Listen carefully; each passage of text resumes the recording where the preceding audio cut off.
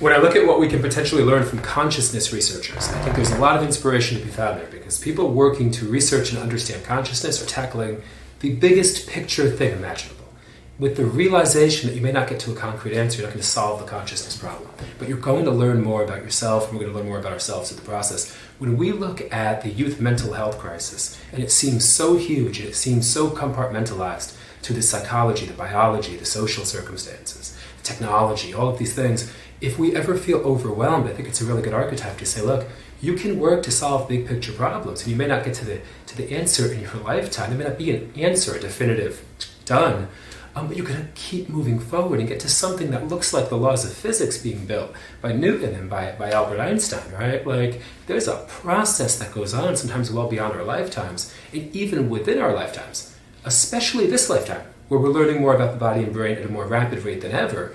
I think if we ever feel overwhelmed by the enormity, it's important to understand that we're never going to solve the problem to say this is the optimal amount of anxiety to have during a pandemic. This is the optimal amount of sadness to have after losing a relationship, right? That doesn't happen.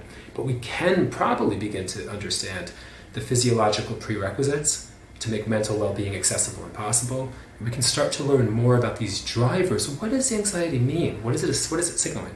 What does depression mean? How does technology interface with this?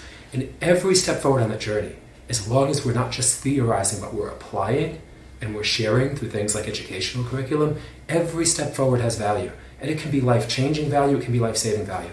So I think it's really important to remember that if it all seems too big, one step at a time, because every step is so incredibly important.